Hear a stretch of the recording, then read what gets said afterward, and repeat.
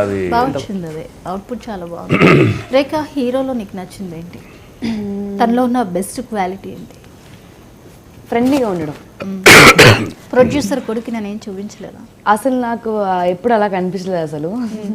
ఎందుకంటే వాళ్ళ డాడీ కూడా అంతే కలిసిపోతారు అన్నమాట అందరిలో. అంటే నేను ప్రొడ్యూసర్ని కానీ ఇలా ఎప్పుడు ఉండకుండా ఎప్పుడు ఫ్రెండ్లీగా ఉంటారు. సో సీన్స్ కూడా చాలా ఈజీ అయిపోతుండే అలా ఫ్రీగా ఉండడం వల్ల, మాట్లాడడం వల్ల. సో ఏదైనా లైట్గా ఇంతే కదా, ఇదే చేసేద్దాం, అది చేసేద్దాం, అయిపోతుంది సీన్ అని అంతా ఫ్రెండ్లీగా ఉండేవారు అనమాట. So very funny.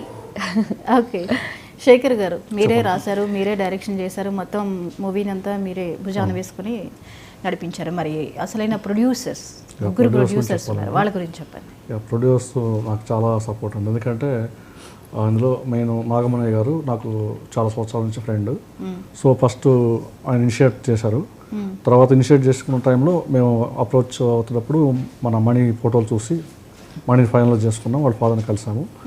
సో మేము ముందుకు వెళ్తున్న టైంలో మాకు కొంచెం సపోర్ట్ అవసరమైనప్పుడు ఆయన అడగగానే, ఆయన అడిగక ముందే మాకు సపోర్ట్ చేయడానికి ముందుకు వచ్చారు. సో వచ్చారు. తర్వాత మాకు కొంచెం ముందుకు వెళ్ళినప్పుడు కొంచెం గ్రాండియర్గా సిడ్స్ రామ్, కైలాష్ కేర్, నెక్స్ట్ భరణి గారు ఇంకా కొంచెం గ్రాండియర్ చేసుకుంటూ ముందుకు వెళ్ళిపోయే టైంలో ఇంకొక ఫ్రెండ్, అంటే మన నాగమణయ్య గారికి ఫ్రెండ్ నందిపాటి శ్రీధరెడ్డి గారు అని, ఆయన మాకు మిడిల్లో జాయిన్ అయ్యి ఆయన మాకు ఇంకొంచెం పుషప్ చేశారు. అంటే ఇవాళ ఇంత బాగా రావడానికి కారణం ఎండ్ ఆఫ్ ద డే ఆయన కూడా మాకు యాడ్ అవ్వడం అనమాట. సో ఈ ప్రొడ్యూస్ ముగ్గురు ఎవరైతే ఉన్నారో ముగ్గురు కూడా ఫ్యాషనేట్ ఉన్నారు. ముగ్గురు ఫ్యాషనేట్ ఉన్నారు. సినిమా కథ నచ్చింది అందరికీ. మెయిన్ కథ అంటే కథ నచ్చింది. కథ చేసిన దర్శకుడు అంటే నేను నచ్చాను వాళ్ళకి. ఈ రెండు నచ్చడం వల్ల వాళ్ళు ఎక్కడ అంటే కొంచెం ఖర్చు వెళ్తున్నా కూడా బడ్జెట్ కోసం ఎక్కడ వెనకాడకుండా వాళ్ళకి ఇబ్బంది అయినా సరే, కొంచెం రిస్క్ అయినా సరే నన్ను సపోర్ట్ చేస్తూ మోటివేట్ చేస్తూ ముందుకు తీసుకెళ్ళారు. అంటే ఎక్కడ కూడా మీరు డిమోటివ్ కావకండి, ఈ రోజు అవుతుంది రేపు చేస్తాం, రేపు ఎల్లుండికి అవుతుంది, బట్ మనం చేయాలి.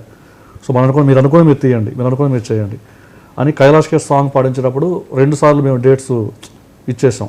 అంటే కుదరక ఆ టైంలో కొంచెం అప్పుడే షూట్ అవుట్డోర్ వెళ్ళి వచ్చాం అనమాట సాంగ్స్ కోసం. సో బడ్జెట్ అంతా కొంచెం అయిపోయింది. ఇమీడియట్గా ఇక్కడ ఆయన డేట్స్ ఇచ్చారు, ఎవరు కైలాష్ కేర్.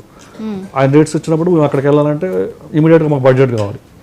సో బడ్జెట్ కావాల్సి వచ్చినప్పుడు కొంచెం మాకు టైం పట్టింది. ఆ టైంలో కొంచెం నేను డిప్రెస్ అయ్యాను. సో ఎందుకంటే ఆయనతో పాడిస్తేనే నాకు ఆ సాంగ్ ఫుల్ఫిల్ అవుతుంది. సో అలాంటి టైంలో